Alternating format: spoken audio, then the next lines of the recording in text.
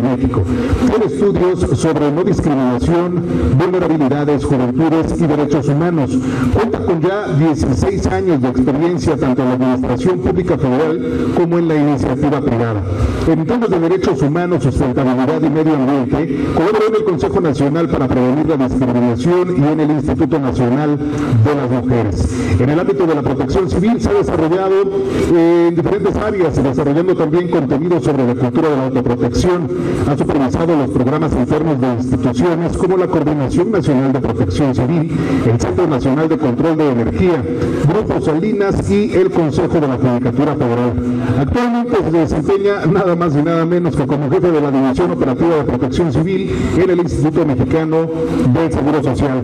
Además, entre su poca experiencia, ha participado como ponente en conferencias y talleres nacionales e internacionales en la materia de sociedades resilientes a los desastres y el desarrollo humano sustentable. Además, es conferencista en temas de gestión de riesgos con enfoque de género. Y podríamos seguirnos, pero nos vamos a comer el tiempo de tu ponencia. Querido amigo, muchísimas gracias. Gracias, muy buenas tardes a todas y a todos.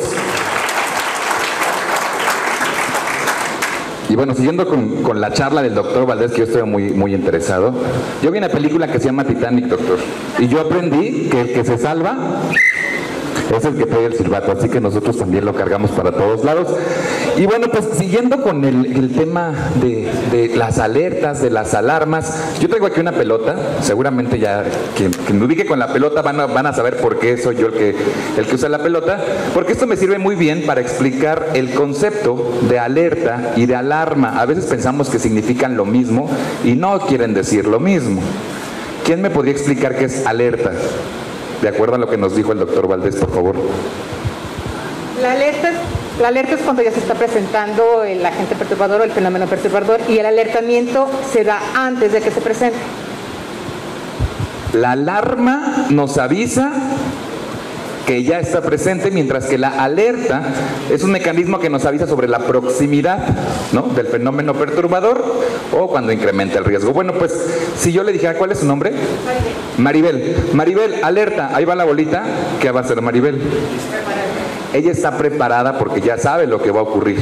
Sin embargo, si hubiera dicho, buenas tardes el día de hoy, y entonces le doy un balonazo, aparte de una falta de respeto y una grosería por parte de Alberto, pues bueno, sería una alarma, ¿no? Las alarmas no nos dan un tiempo de acción, las alarmas nos dicen aquí está. Entonces todo el mundo está alerta porque yo les voy a aventar la bolita y la idea es que lo cachen, ¿no? La idea no es darle un balonazo a nadie, sino que todo el mundo esté súper alerta, ¿sale?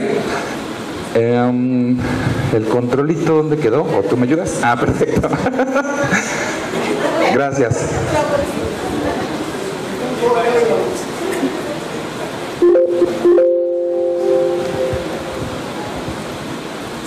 Y bueno, pues vamos a empezar con una pregunta detonadora. ¿Quién me la va a responder? Pues quien esté más alerta. La continuidad de operaciones es un asunto que atañe a las unidades de comunicación, a las salas de redacción, o solamente es un asunto que tiene que ver con la unidad interna de protección civil. Yo me voy a dar la espalda y todo el mundo está alerta, así que alerta, alerta, alerta. Alerta para agarrarla. ¿Qué pasó? Aquí había una brecha, dicen por acá. Ayúdenme a contestarla, por favor. Buenos días, buenas tardes. No nada más les debe de atañer, como usted dijo, a protección civil. Esto debemos estar conscientes que nos atañe a todo el mundo, no nada más a la protección civil, porque desde la casa debemos de tener un plan de continuidad de operaciones. Muchas gracias, ahí guárdame la bolita porque a mí me va a ayudar a aventársela a alguien más. Y es que este es un asunto que hemos dejado a los de la Unidad Interna de Protección Civil. Lo hemos dejado como parte del programa interno de protección civil. Y cuando nos concertamos aquí, cuando nos concretamos medios de comunicación, salas de redacción, mecanismos donde convivimos muchas personas que nos dedicamos a comunicar, pues resulta que no lo conocemos. ¿no? Y entonces todos los inmuebles de la Ciudad de México y del país tienen un programa interno de protección civil y todos cuentan con un plan de continuidad de operaciones. Pero ¿quiénes en las salas de redacción, quiénes de los comunicadores y comunicadoras se han dado a la tarea de conocerlo? O más bien, ¿quiénes desde la Unidad Interna de Protección Civil hemos invitado a actores que no sean de la Unidad Interna de Protección Civil a que lo conozcan, a que lo ejecuten, a que lo practiquen? Y bueno, recientemente tuvimos, a ver, voy para adelante, ahí está. Acabamos de tener un escenario del 19 de septiembre, o varios escenarios, ya no solamente fue el sismo que ocurre en Guerrero a las 11 de la mañana. Ahora tuvimos un montón de escenarios con hipótesis más reales, de acuerdo al lugar donde estuvimos parados. ¿Qué planes de continuidad de operaciones echaron ustedes a andar? Como parte del macro simulacro, como parte del segundo simulacro nacional. ¿Alguien me podría compartir su experiencia? Y no me refiero al nos replegamos, evacuamos, nos dirigimos al punto de reunión, nos contamos, hicimos filas, sino ir más allá, de acuerdo a las funciones críticas que ustedes ya identificaron en sus instituciones. Por favor.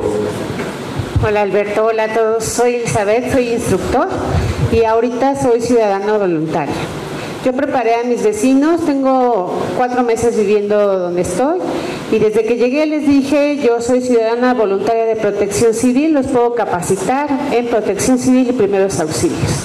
La respuesta fue nula, ¿verdad? Ya sabemos. Pero cuando han tenido una emergencia me han avisado y los he podido apoyar. Esto ha servido para que estemos preparados con anticipación, no solamente un día antes del sismo y luego del simulacro y luego ahora sí tuvimos al día 36 de septiembre, dicen, tuvimos sismo. Entonces sí, esto es darle continuidad porque vivimos en un país con muchos riesgos, no solamente sísmicos. Muchas gracias, Alberto. Muchas gracias. Y a veces estos documentos los hacemos tan complicados y tan técnicos que nadie los entiende, ¿no? Esto tiene que ser tan claro y tan entendible para todo el público, incluida la población infantil, por supuesto. Yo aquí veo a una niña que vino esta tarde, asistencia, ¿no? Que asiste con nosotros. ¿Cómo le hacemos para comunicarle a las niñas y a los niños lo que está pasando? Pues me lo dices de manera simple y yo te voy a entender y entonces aprendimos juntos. Le voy a pedir que se ponga de pie porque de allá atrás la escucharon pero no la vieron. ¿Quién es este personaje? A ver, preséntese por favor. Hola, yo soy Prevenita y me gusta investigar y aprender, por eso estoy aquí y porque así comparto con los demás y todos estamos aprendiendo y hacer cómo cuidarnos todos desde niños. Yo tengo 8 años y me gusta compartir lo que aprendo y Alberto siempre me enseña muchas cosas sobre protección civil y el autocuidado. ¡Gracias! Bienvenida, Prevenita. Pues también la participación de las niñas y los niños es fundamental en la comunicación del riesgo. Estamos comunicando el riesgo. ¿Cómo lo hacemos? ¿Desde qué trinchera? ¿Desde qué conocimiento? No siendo tan técnicos, insisto, porque en la protección civil ya contamos, insisto, con este programa interno, pero lo hemos operado de manera tradicional. ¿Cuál es la manera tradicional? Lo hacemos porque la autoridad lo requiere, pero consta de una carpeta que guardamos en un cajón y que la volvemos a sacar hasta el año que entra cuando sabemos que nos van a visitar o cuando sabemos que tenemos que actualizar nuestro programa interno. Esa es la manera tradicional, una cuestión que le llamamos incluso carpeta. Yo cada que escucho que le dicen carpeta me da algo, ¿no? Pero quienes nos dedicamos a la protección civil decimos, híjole, ¿cómo se lo explico en una palabra? ¿No? Tenemos que empezar a hablar con otro lenguaje para que entiendan una operación funcional y competente de la protección civil, donde estos programas están difundidos desde los procesos clave, porque ahora me voy a centrar no tanto en el plan operativo para la implementación de la unidad interna, ni tampoco en el plan de contingencia, sino en el plan de continuidad de operaciones. El plan de continuidad de operaciones nos ayuda para tener identificados cuáles son los procesos clave, las funciones claves de mi institución. Y esto tiene que ver más allá con los 5 minutos o 10 minutos que dura nuestro simulacro que hicimos el 19 de septiembre. ¿Sale? ¿Quién de ustedes identifica los procesos clave de su institución? ¿Nos podrían compartir alguno? Ayúdenme con la bolita, por favor. Avienten la que envías más alerta para que nos comparta un proceso clave de su institución. ¡Alerta, alerta, alerta! Adelante, por favor. algún ejemplo de procesos clave en una escuela, toda la función administrativa y docente. Ayúdame a aventarle la bolita a aquel lado que quieren participar, porque me van a compartir algún otro proceso clave que identifiquen. Hola, yo vengo de Civiso. Mi edificio está en San Antonio de Abad, sobre Tlalpan. Y bueno, nosotros, un proceso clave después de que hacemos algún proceso de... Yo llevo el tema de brigadista 100%. Entonces, pues tenemos, cuando terminamos de hacer el simulacro, pues todos sabemos que tenemos que regresar a nuestros lugares, y no nada más es un tema que tratamos con el comité interno, sino lo tratamos con todos los jefes de todas las áreas, tratamos de estar en comunicación, porque al final del día pues es un trabajo en conjunto, no nada más lo podemos hacer nosotros, porque pues todo el mundo está en el inmueble, tenemos más o menos 800 servidores públicos, y pues nosotros les tratamos de dar el seguimiento que se requiere y explicarles que no hay que tener miedo, que es un ejercicio y que hay que estar preparados.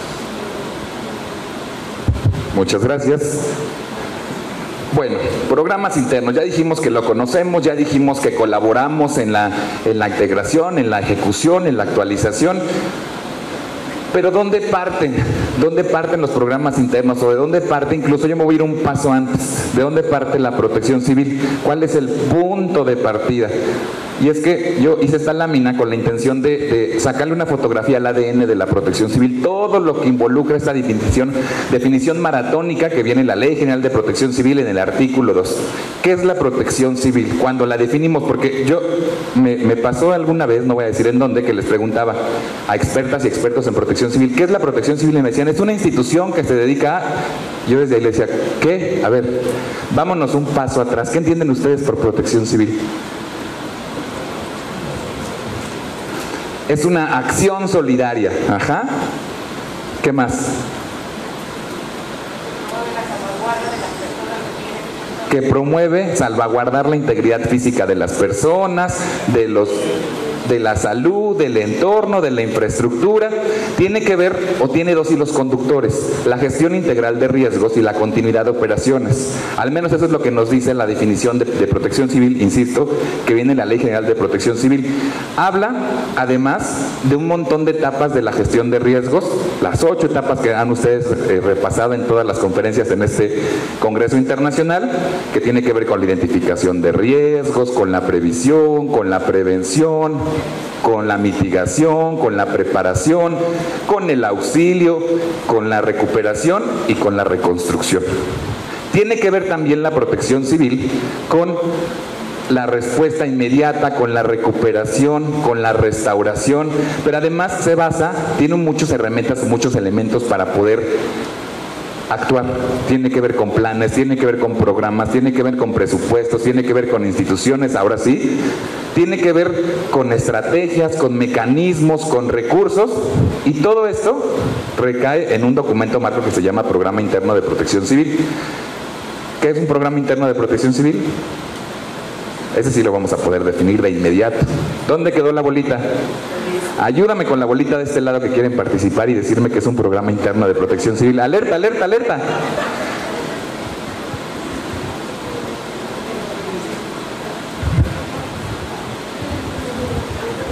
Pues buenas tardes, gracias por invitarme y voy a tratar de participar. El programa interno es por decir, el grupo que, bueno, nos ponen ¿cómo se llama? Como un coordinador para organizar, para que varios integrantes de la dependencia organicemos, por decir, como dicen, para la alerta sísmica, cómo salvaguardarnos mientras, bueno, en caso de algún sismo o de algún desastre. Un programa interno es un instrumento de planeación y de operación, ¿no?, circunscrito al ámbito de la dependencia o de la institución, que tiene como objetivo, pues justo, ser la parte preventiva, pero también ser el ABC de cómo vamos a reaccionar ante una situación de emergencia o de desastre. En contienen varios elementos. Contienen un plan operativo para la implementación de la unidad interna, tiene que ver con un plan de contingencia y tiene que ver con planes de continuidad de operaciones. La importancia de los programas internos, la importancia de los planes de contingencia, tenemos N cantidad de eventos que yo les podría platicar. No me voy a remontar a la Guerra Fría ni a la Segunda Guerra Mundial, cuando teníamos que estar alerta porque venía algún bombardeo. Pero ustedes no me dejarán mentir que si tenemos un plan de continuidad de operaciones podemos garantizar la continuidad del gobierno, podemos garantizar la vuelta a la normalidad en el menor tiempo posible, y eso ya lo vivimos desde los sismos del 85, pero también cuando tuvimos un ataque en las Torres Gemelas, cuando tuvimos un tsunami en 2004, cuando tuvimos N cantidad de desastres. Pero hay uno en particular que yo quiero que reflexionemos conjuntamente, porque habíamos hecho nuestros planes de continuidad pensando que el inmueble se caía, pensando que el inmueble se quemaba. ¿Qué pasó durante la pandemia? El antes y el durante. Era exactamente el mismo espacio físico, pero resulta que en uno el escenario era, no voy a decir seguro porque no existe el lugar 100% seguro, pero bueno, vamos a decir que es un lugar con manejo de riesgos, ¿no? O un lugar donde puedes trabajar, versus un lugar que se convertía en un riesgo hasta respirar, ¿no? Ya entrar y respirar en ese lugar te podía contagiar de alguna situación. ¿En qué momento activamos los planes de contingencia en ese caso? ¿En qué momento activamos los planes de continuidad de operaciones? Cuando la autoridad nos lo dijo, cuando llegó el primer caso a México, cuando tuvimos al primer contagiado en nuestra empresa o en la institución, cuando nuestro titular lo decía. Todo eso lo contienen los planes de continuidad de operaciones. No tenemos que estar adivinando. El adelantarnos a la ocurrencia nos hace repensar cuáles van a ser las estrategias de continuidad. Si va a ser una sede alterna, si vamos a tener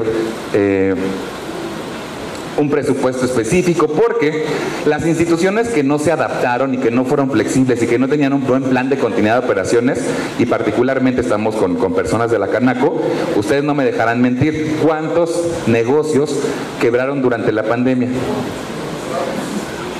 Y es que quebraron porque sus procesos clave no estaban contenidos en un plan de continuidad. Y entonces nuestra cadena de suministro se afectó, ya no tuvimos producto, ya no tuvimos los insumos, ya no pudimos vender. Y hubo otras empresas que vieron un plan de continuidad y dijeron, este es el momento de un nicho de mercado, vamos a cambiar, vamos a transformar la estrategia, vamos a vender mediante una aplicación móvil, ¿no? Esto fue lo que nos hizo ser resilientes.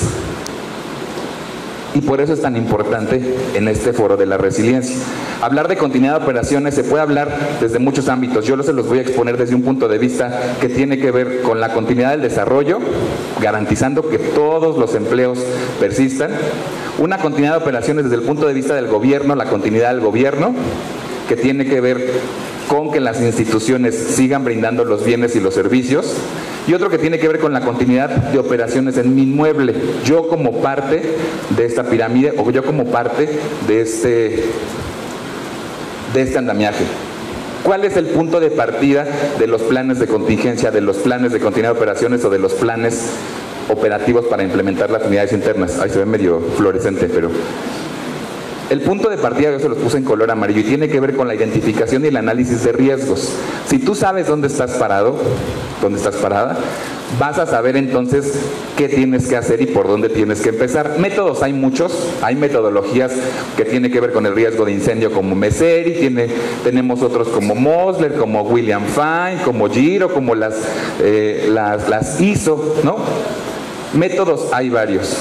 Ustedes usen el que ustedes entiendan en sus instituciones. Tenemos en la Ciudad de México incluso términos de referencia para elaborar programas internos donde ya nos indica cuáles son los que podríamos usar, pero no se limita a eso. Si ustedes están bajo un estándar ISO de continuidad de operaciones o sobre un estándar ISO sobre gestión de riesgos, esto no es limitante, ¿no? Podemos ejecutar más metodologías de análisis de riesgo, causa y efecto, algún diagrama de árbol o de Ishikawa, Giro, etcétera. Lo importante, y lo decía el doctor Valdés, es saber, con la historia de los 3 cochinitos, saber de qué tamaño es el lobo. No es lo mismo un lobito que un lobote, ¿no? Él nos habló de la infraestructura y de la vulnerabilidad física de la vivienda de los 3 cochinitos.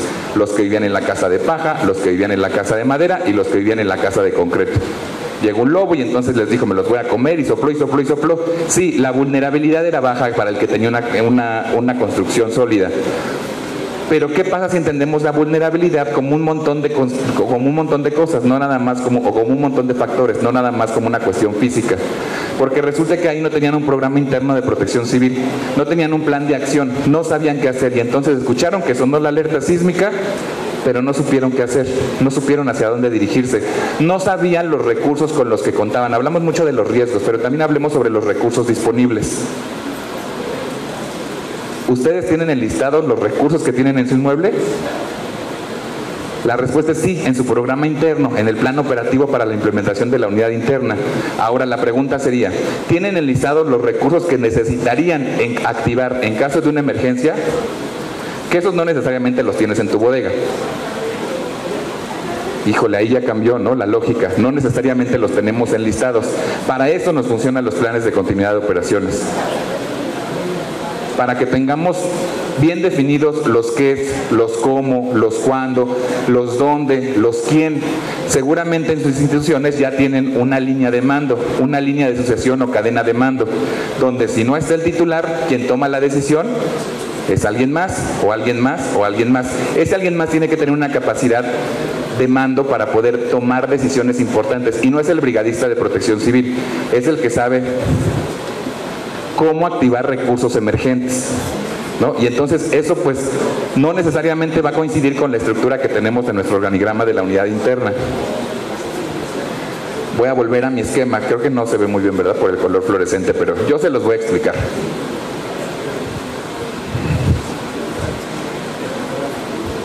¿Tiene láser? Ah, sí, espérame. El programa interno, decíamos, tiene 3 grandes apartados. El plan operativo, que tiene 3 subprogramas: subprograma de prevención, de auxilio y de recuperación. Lo tradicionalmente, ¿no?, lo que tenemos, el inventario de los extintores, las bitácoras de mantenimiento preventivo y correctivo, nuestro cronograma de acción, nuestras capacitaciones, el programa de los simulacros. Después tenemos ahí el subprograma de auxilio con los procedimientos de emergencia, los protocolos de comunicación.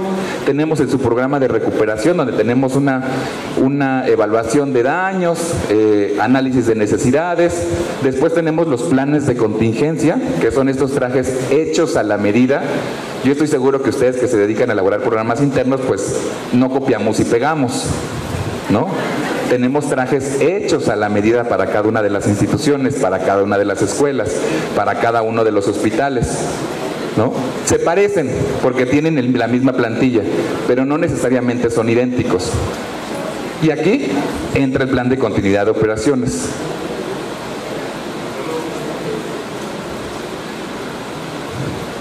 Alguien que me ayude con voz fuerte a leer la definición. ¿Dónde quedó la bolita? De acá, por favor.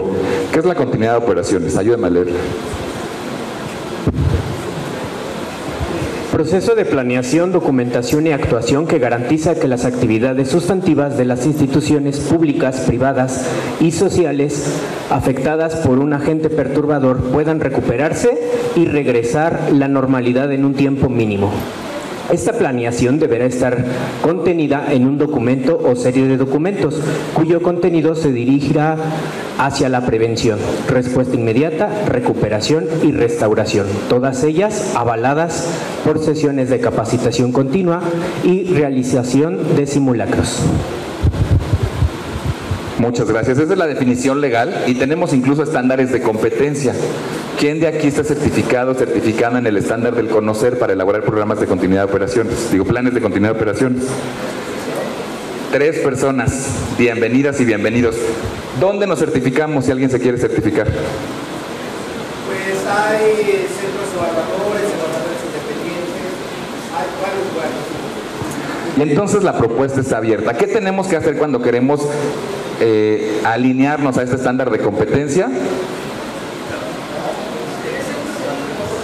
Tenemos hasta presente un centro evaluador que se llama, ¿cómo? No es comercial, pero bueno, hay que saber. operación, la selección de riesgo. Excelente, muchas gracias. ¿Qué tenemos que hacer para alinearnos a este estándar de competencia? Ya nos van a dar los formatos, tenemos que estructurarlos y tenemos que llenarlos, pero insisto, no tenemos que copiar y pegar. Cuando yo les pregunto cuál es el propósito del plan de continuidad de operaciones de tu empresa o de tu inmueble, siempre me dicen, garantizar la continuidad de operaciones y regresar a la normalidad lo más pronto posible. ¿Es en serio? Ahora me van a entender por qué. Porque tenemos que tener, yo les hablaba al principio de las funciones clave. En este tema le llamamos, tenemos que hacer un análisis de criticidad. ¿Habían escuchado esta palabra? ¿Cuáles son los procesos críticos que tú tienes que implementar? Y entonces el propósito de tu plan de continuidad de operaciones tiene que ser dar continuidad a ese proceso crítico. ¿Cómo identificamos o cómo hacemos un análisis de criticidad? Bueno, el estándar es muy claro con esto. Y nos dice, de entrada, tienes que entender que el plan de continuidad es un mecanismo preventivo y un mecanismo reactivo, ¿no? Porque luego lo confundimos muchas veces con el plan de contingencia. El plan de contingencia es cuando ya pasó, pero el plan de continuidad te ayuda para enlistar lo que tú necesitas, para definir roles, para definir funciones, para saber qué tendrías que activar. Ya voy a ir más adelante porque ya vi que voy más o menos de tiempo, pero quiero... Sí, voy más o menos, ok. Pero quiero que hagamos entre todas y entre todos unos 3 ejemplos sobre algún proceso crítico de alguna de las instituciones que nos acompañan. ¿Qué dice la Ley General de Protección Civil y qué dice la Guía para Elaboraciones de Planes de Continuidad de Operaciones? Que tienes que cumplir con estos requisitos. Tienes que enlistar o tiene que tener un apartado con el fundamento legal. Tienes que tener otro apartado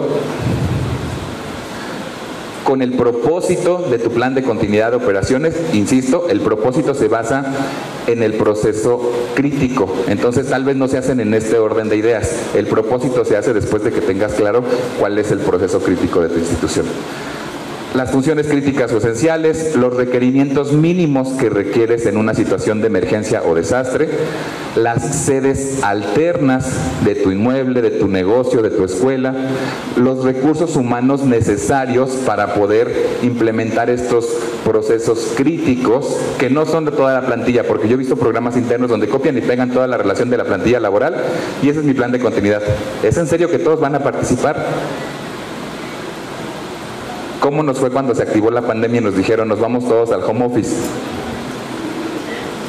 Hubo áreas que incluso o no se fueron o tardaron en irse o regresaron a la normalidad de diferente manera. ¿Cuáles son los procesos críticos? Bueno, no me quiero adelantar.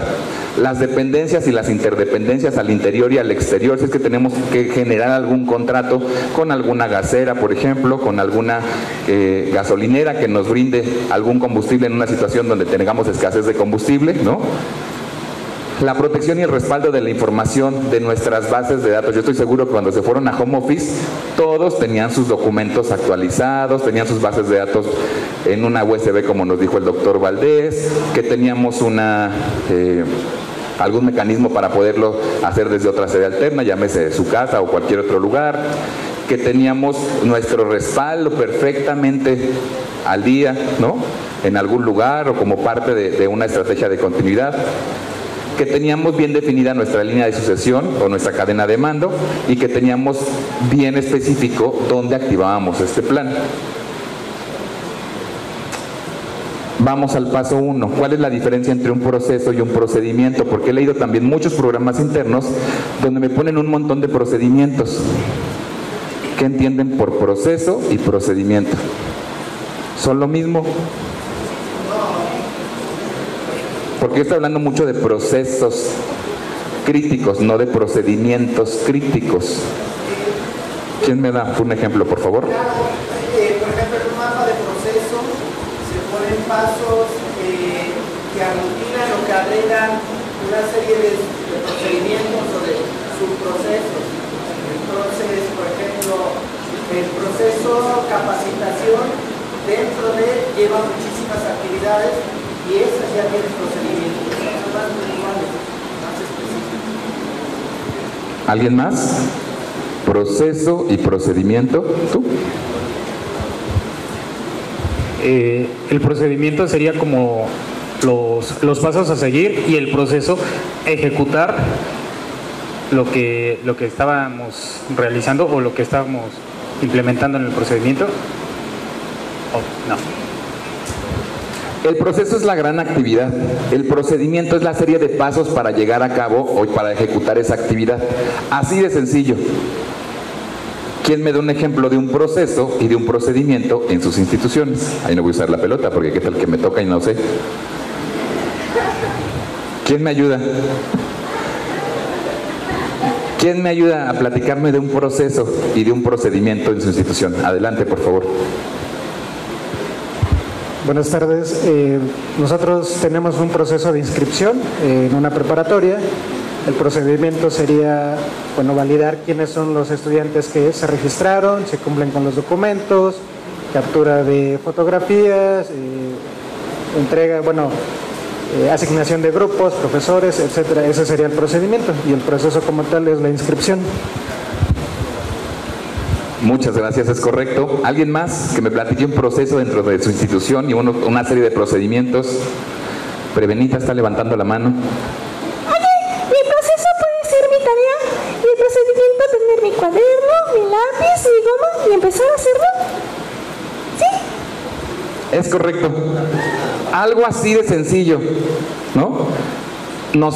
Pensamos, cuando digo proceso, nos imaginamos de inmediato una ISO y que entonces tengo que hacer un árbol y tengo que hacer un montón. Lo tenemos que tener claro para que lo podamos incluir en nuestros planes de continuidad. Porque ya que los tengamos claros, los tenemos que enlistar. Y ya que los tengamos enlistados, los tenemos que clasificar. ¿Cuál es la clasificación que vamos a usar? Vamos a establecer procesos de soporte, procesos operativos y procesos estratégicos. ¿Quién me da un ejemplo de un proceso soporte? Y yo estoy seguro que todo mundo lo tiene, la nómina. Se podrá caer el edificio, me podrán mandar de home office, pero que no me paguen una quincena, nos organizamos y cerramos la calle. ¿No? ¿Es un proceso importante? Sí. Tal vez no es un proceso estratégico, porque los procesos estratégicos son los que ayudan a que se cumpla la misión o la visión de nuestra empresa, de nuestra institución. Por eso es tan importante. ¿Cuál es la misión y cuál es la visión de mi empresa? Siempre me lo preguntan en el curso de inducción, ¿no? O siempre me lo preguntan los auditores cuando vienen y yo ni me lo sé. Ahí viene la respuesta, ¿no? ¿A qué se dedica tu institución? Es una escuela. ¿Cuál sería el proceso estratégico de una escuela?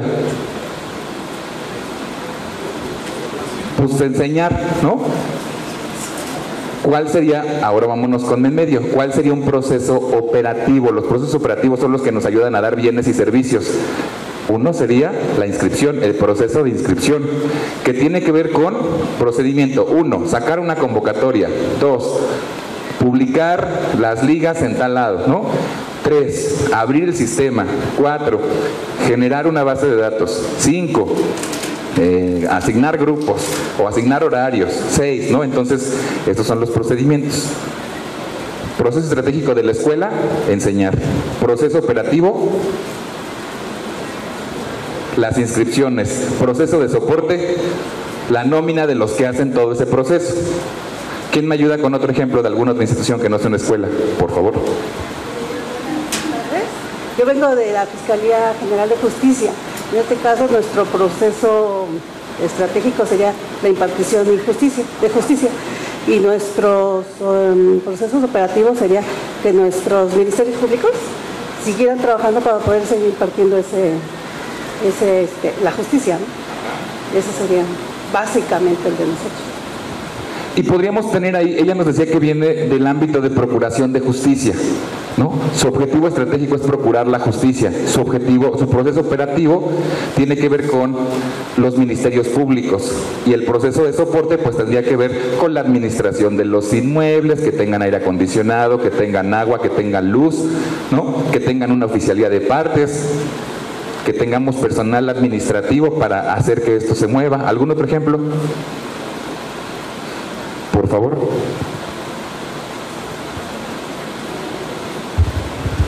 Hola, ¿qué tal? Muy buen día. De donde yo vengo es una empresa que se dedica al giro del concreto, giro de la construcción. Entonces, el proceso estratégico sería la elaboración de concreto premezclado. El proceso operativo sería el contacto con los clientes potenciales, asimismo con la parte de despacho que se va a encargar de distribuir los diferentes tipos de concreto de acuerdo a las necesidades del cliente. Y los procesos de soporte sería el servicio médico, jefes de supervisión de operaciones, de despacho, de distribución, de calidad, etcétera. Muchas gracias. Entonces tenemos que hacer una lluvia de ideas para que tengamos todos los procesos estratégicos, operativos y de soporte, para que entonces podamos hacer un análisis, un análisis de criticidad, que es con lo que empecé esta charla. Aquí yo les pongo algunos ejemplos. La nómina, el mantenimiento correctivo, en este caso es una institución pública, el mantenimiento correctivo a los acueductos, el servicio de pipas, el servicio a la población, el cobro de los servicios. Tenemos que determinar cuáles son las actividades principales que involucran este proceso. Tenemos que identificar la frecuencia, cada cuándo lo hacemos. Diario, una vez por semana, cada quincena, cada mes, cada 2 meses. Y con base en eso vamos a determinar el responsable y si es qué tipo de proceso, para que entonces, ahora sí, ya que tenemos todos los procesos de nuestra empresa o de nuestra institución, determinemos cuáles van a ser los procesos críticos. No necesariamente los procesos estratégicos son los críticos, no solamente los de la alta dirección. Insisto, el tema de la nómina siempre lo tomo porque es algo que a todos nos atañe, que en todos lados se hace. Tendrá el peso de ser un proceso crítico, el de la nómina.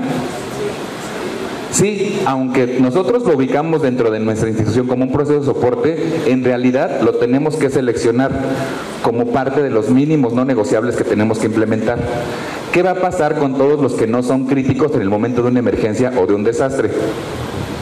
¿Qué hace toda esa gente, la que se dedica a todos los demás procesos?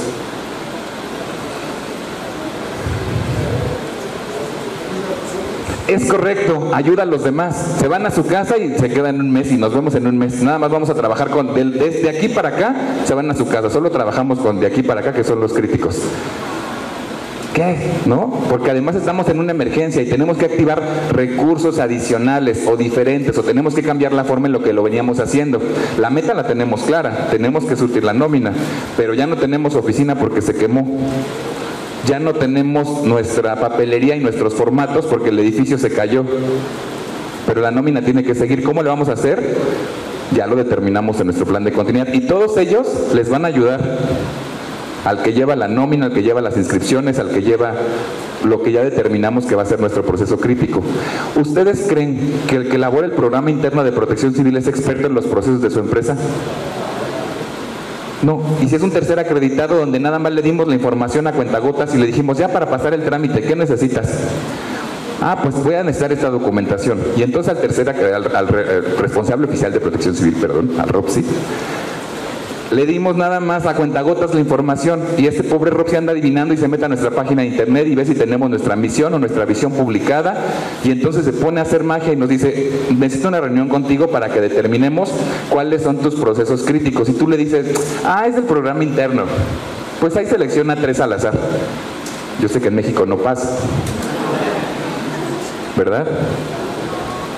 Obvio que no pasa, Alberto. Y entonces, la pregunta inicial, ¿quién debería de participar en la elaboración de los planes de continuidad de operaciones?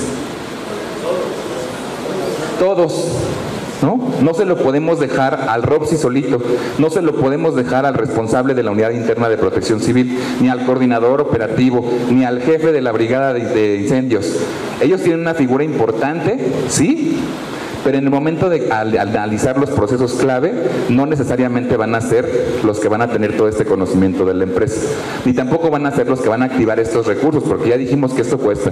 Activar un plan de continuidad en una situación de emergencia te requiere un recurso adicional muchas veces. Entonces tienes que saber hasta dónde cuentas con el recurso, hasta dónde puedes activarlo. Y entonces ya determinamos cuáles son los procesos críticos y nos damos a la tarea de llenar algunos formatos. Estos formatos ya los sacó la Coordinación Nacional de Protección Civil. Están publicados en internet, existe una guía para elaborar planes de continuidad de operaciones y así de sencillos son los formatos. no es un copia y pega, Alberto. Tenemos que poner el proceso que ya identificamos, las actividades principales, la frecuencia, el responsable y hacer un análisis del impacto. Si esto ocurriera, ¿cómo afectaría a mi institución? Un impacto económico, social, financiero, operacional, de prestigio al personal. ¿Cuál sería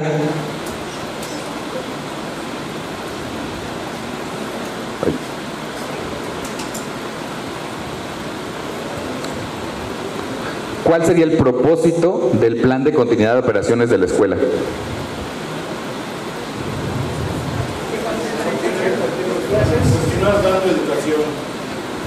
Es correcto, y entonces ya no vamos al choro de garantizar la continuidad de operaciones y regresar a la normalidad lo más pronto posible, ¿no? Es así de corto como lo dijo él, ¿no? ¿Qué más tiene, qué más información tenemos que vaciar en esos documentos o en esos formatos? Pues tenemos que tener la sede geográfica donde se lleva a cabo el proceso, porque tal vez somos parte de una institución. El programa interno es por inmueble, pero hay procesos que tal vez llevamos a nivel institucional y que involucran a varios inmuebles para los que se dedican al servicio público. Tenemos que determinar si hay subprocesos dentro de ese gran proceso que identificamos que se llama inscripción, ¿no? Tenemos que determinar ¿cuál es el periodo límite para la recuperación? ¿Son días? ¿Son horas? ¿Son semanas? Yo trabajaba para Grupo Salinas y el sector bancario se tiene que recuperar en horas. No se puede dar el lujo de que tú quieras hacer una transferencia y no tengas acceso a tus cuentas. Y entonces los planes de continuidad de operaciones se actualizan cada 2 o 3 meses. ¿Por qué? Pues porque te lo pide el Banco de México, sí, pero también porque te lo pide la coordinación, no, porque estás convencido que en la medida en lo que las sigues repasando van a ser aplicables, ¿no? Muchas empresas cuando llegó la pandemia, ¿saben cuál fue el plan de continuidad de operaciones que tenían para el caso de las emergencias sanitario-ecológicos?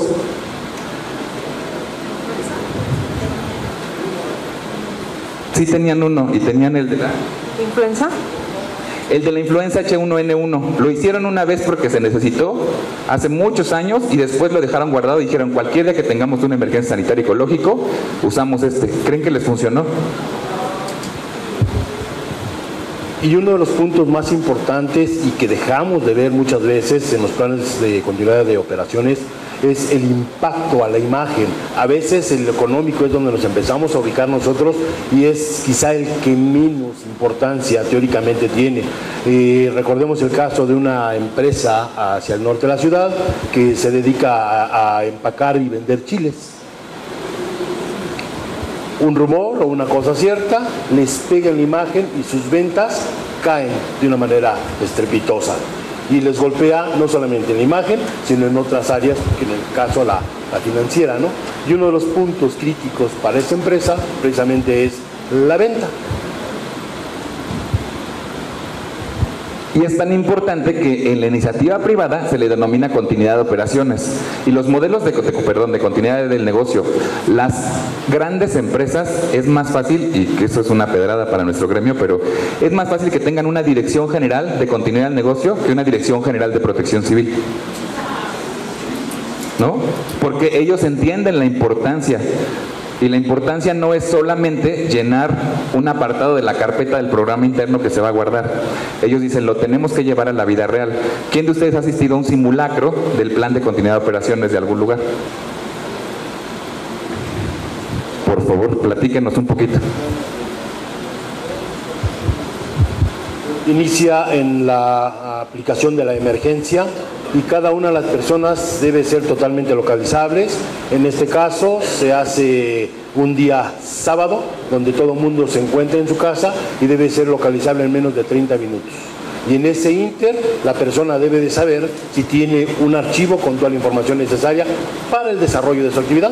Sabemos que hay plataformas y esa plataforma hay que mantenerla vigente y viva todo el tiempo para que a distancia cualquiera de los trabajadores, de las personas que tienen una responsabilidad específica en el plan de continuidad de operaciones, lo pueda operar de manera correcta. La comunicación es altamente necesaria y ¿qué es quien lleva y cómo lo va a ejecutar? ¿Quién inicia y quién le da el primer silbatazo de emergencia, ¿no? Para que que el sistema se opere, y cada uno de ellos va reportando la actividad que va realizando.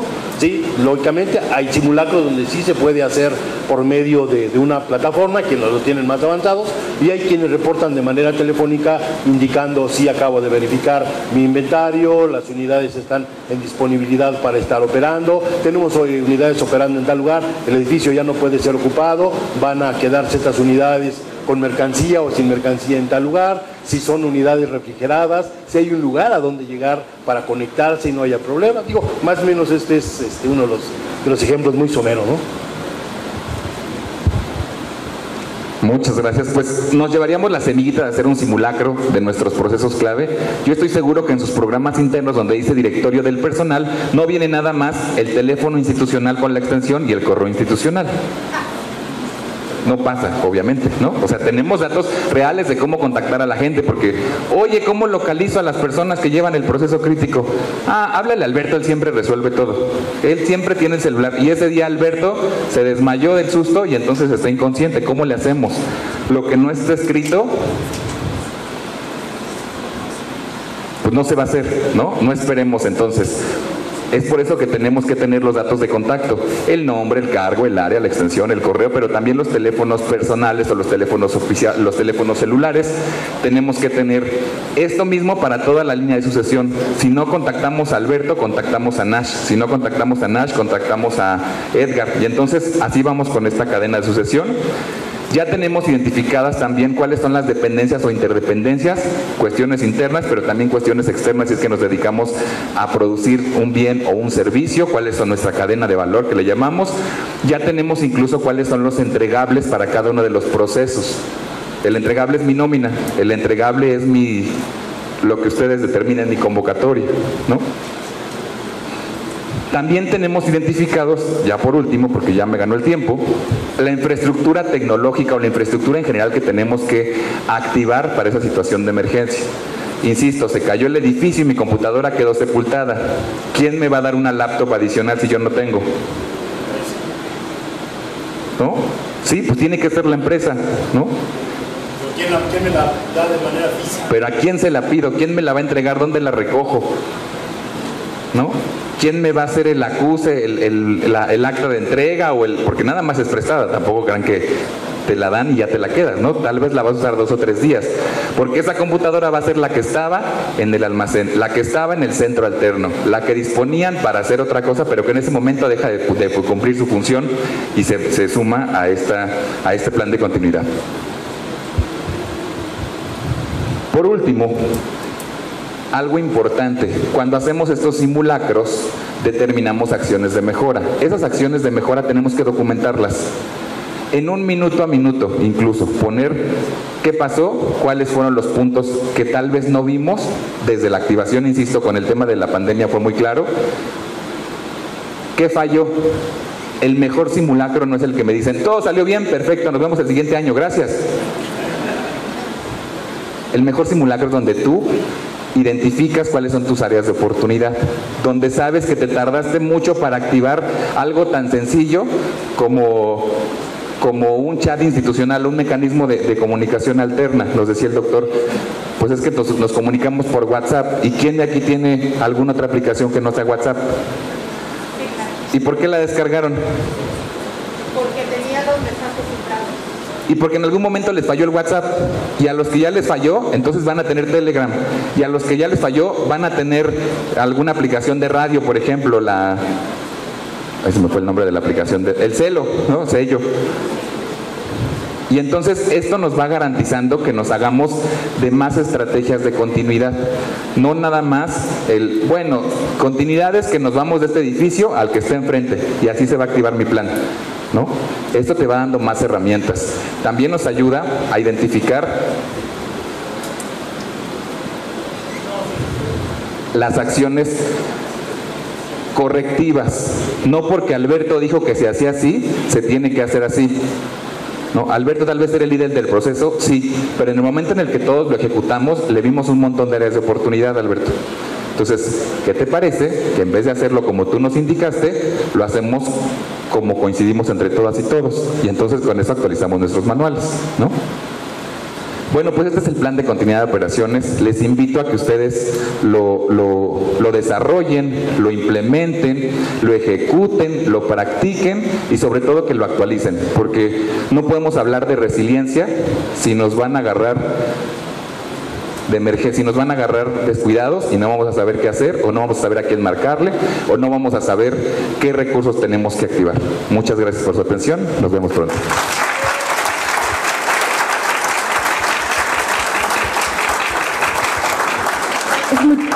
Muchísimas gracias.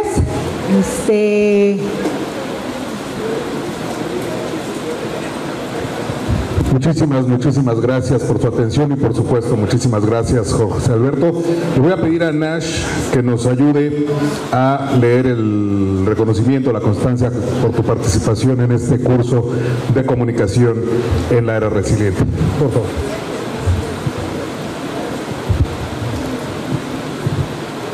Licenciado Alberto Gallardo Hernández, gracias por su valiosa participación como instructor en el taller Comunicación Resiliente en la Era Digital, en el marco del 5º Congreso Internacional de Gestión Integral de Riesgos y Resiliencia en Ciudades.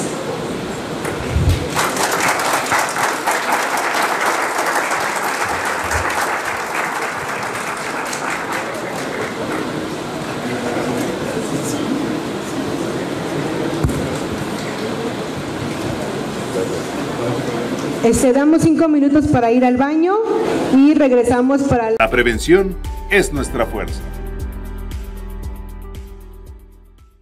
Ciudad innovadora y de derechos. Gobierno con acento social.